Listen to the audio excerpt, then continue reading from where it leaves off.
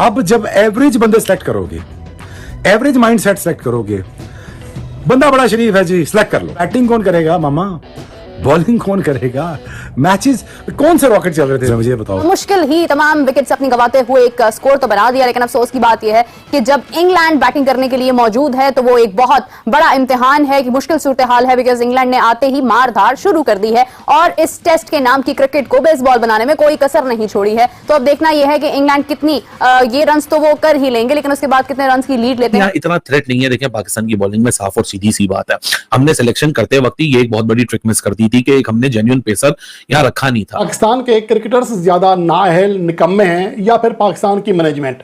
आज का खेल देखकर यह फैसला करना मुश्किल हो रहा है कि इनमें से ज्यादा निकम्मा कौन है। सारी दुनिया मैच इसलिए देखना छोड़ गई और पाकिस्तान टीम को इसलिए फॉलो करना छोड़ गई क्योंकि स्टार ही नहीं है। और स्टार कैसे होंगे कि जब इस किस्म की परफॉर्मेंसेस आएंगी। पाकिस्तान के लिए मुश्किलात हो सकती हैं क्योंकि जो रन्स ऑन बोर्ड किए हैं पाकिस्तान ने, इंग्लैंड इतना टाइम खेल जाता है तो वो पाकिस्तान से ज्यादा रन्स करेगा। अभी भी देख लें दोनों के रन रेट में अभी भी आपको फर्क नजर आ रहा है।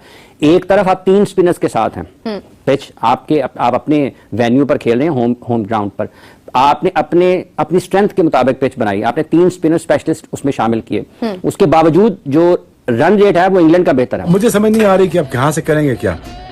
Honestly, if you ask me कि Pakistan played like an average team और Pakistan is an average team। ये जो विकेट है ये डे 2 की नहीं है, ये विकेट है डे 7 की। हम तो यही तस्लीम कर रहे हैं ना, हमें उम्मीद भी थी, लेकिन सवाल सिंपल सा ये है, where is spin?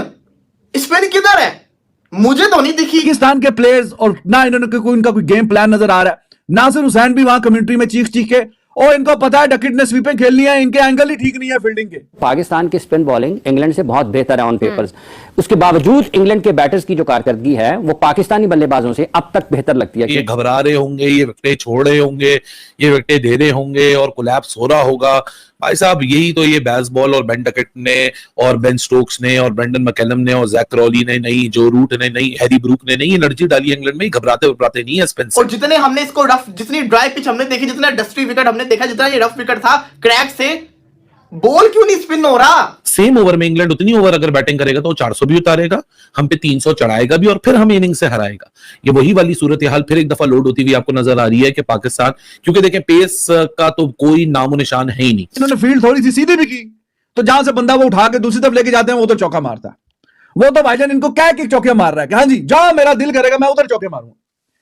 तो बड़ी अथॉरिटी के साथ वो खेल रहा है इनके खिलाफ और हमेशा ही खेलता है। ये जो पाकिस्तान की ये 2 टके की ये घंटा 11 है ना, जो ये इसमें सारे घंटे हैं, इसमें से 1 घंटा निकाला है लेकिन ये सारे घंटे हैं। इंग्लैंड वर्सेस पाकिस्तान दूसरा टेस्ट मैच मुल्तान और दूसरे रेस का खेल इख्तिताम को पहुंचा, जिसमें पाकिस्तान टीम अपनी पहली इनिंग में 366 रन बनाकर ऑल आउट हो गई। उसके बाद इंग्लैंड के बैट्समैनों ने लाठीचार्ज शुरू किया, जिसमें बेन डकेट ने अपने कैरियर की 4थी सेंचुरी जड़ दी। उसके बाद जोए रूट ने भी बहुत ही अच्छी बैटिंग की। देन मैच के आखिरी घंटों में पाकिस्तान के मारूफ स्पिनर साजिद खान की बॉल का जादू सर चढ़कर बोलने लगा और उन्होंने दिन के आखिरी अपने 2 ओवरों में 3 खिलाड़ी आउट कर इंग्लैंड की बैटिंग लाइन का कोलैप्स करवा दिया। अब पाकिस्तान टीम इस सिचुएशन में आ चुकी है कि यहाँ से पाकिस्तानी टीम इजीली मैच को जीत सकती है। अब हमें देखना पड़ेगा कि जो पाकिस्तानी टीम है वो किस तरह से इस मैच पर अपनी गिरफ्त को मज़ीद मजबूत करती है, क्योंकि अब मैच उस परिस्थिति में पहुंच गया है जहां से पाकिस्तान टीम आसानी से मैच जीत सकती है। लेकिन पाकिस्तान टीम एक अनप्रेडिक्टेबल टीम है और ये कई दफ़ा हो चुका है कि वो मैचेस जिनमें पाकिस्तान की जीत यकीनी हो रही होती है, पाकिस्तानी टीम को ऐसा ब्लंडर कर देती है जिसकी वजह से वो टीम अपना मैच जीत नहीं पाती। मज़ीद मैं आपको बताता चलूँ कि पाकिस्तान मीडिया के जो दिग्गज खिलाड़ी हैं, बासित अली, राशिद लतीफ़, शुएब अख्तर, उनके कुछ क्लिप्स मैंने आपके लिए इकट्ठे किए हैं। वो भी पाकिस्तान की बैटिंग को क्रिटिसाइज़ कर रहे हैं कि मुल्तान की फ्लैट पिच पर 366 run is not enough. You know that England have an ability to score at more than 5 run per over. तो दैट्स वाई अब हम देखते हैं कि जो पाकिस्तानी टीम है किस तरह से अपनी बॉलिंग लाइन को डिफेंड करती है। और मज़ीद अगर आप इस तरह की वीडियोस देखना चाहते हैं तो हमारे चैनल को लाइक करें, सब्सक्राइब करें और शेयर करें ताकि हमारे यहाँ आने वाली वीडियो अब तक पहुँच सके। मिलते हैं नेक्स्ट वीडियो में। और कोलैप्स हो रहा होगा। भाई साहब यही तो ये बेसबॉल और बेन डकेट ने और बेन स्टोक्स ने और ब्रेंडन मैकलम ने और जैक क्रॉली ने, नई जो रूट ने, नई हैरी ब्रूक ने नई एनर्जी डाली इंग्लैंड में। घबराते नहीं है स्पिन से। इनके सामने भाई साहब बॉल अगर तो शार्प टर्न, या तो आप रविचंद्रन अश्विन हो, या तो आप जडेजा हो, या तो आप मुरलीधरन हो, या तो फिर आप राशिद खान हो, तो भाई आपको अगर आधी स्पिन विकेट भी मिल जाए तो भाई साहब आप फिर इंग्लैंड जैसे बल्लेबाज को फंसा सकते हैं। अगर आप नुमान अली हो जिन्होंने 1 साल पहले रेड बॉल का गेम खेला था, अगर आप साजिद खान हो जिन्होंने जनवरी 2024 में रेड बॉल गेम खेला था, तो भाई साहब फिर तो आप इनको तंग नहीं कर सकते, क्योंकि जितने फास्ट बॉलर को कंसिस्टेंसी चाहिए होती है उतनी स्पिनर को चाहिए होती है। 3 क्लोज कॉल्स हुई हैं पाकिस्तान के हक में जो नहीं गई हैं, शार्प टर्न हुई हैं 2-4 बॉलें, लेकिन यार वो 88 रन मार गए 17 ओवर के अंदर। 10 ओवर में उन्होंने 70 आपके ऊपर ठोक दी है। ये तो जैक क्रॉली आउट होकर चला गया, वरना तो 17 ओवर में 100 पटका चुके होते हैं अभी तक। मैंने आपको भी लंच में क्या बोला था कि आप इंतजार करें कि पाकिस्तान 359 के ऊपर ब्रेक हुई थी। मैंने कहा अगर लगभग पाकिस्तान 400 के करीब भी पहुंच गया, सेम ओवर में इंग्लैंड उतनी ओवर अगर बैटिंग करेगा तो 400 भी उतारेगा, हम पे 300 चढ़ाएगा भी, और फिर हम इनिंग से हराएगा।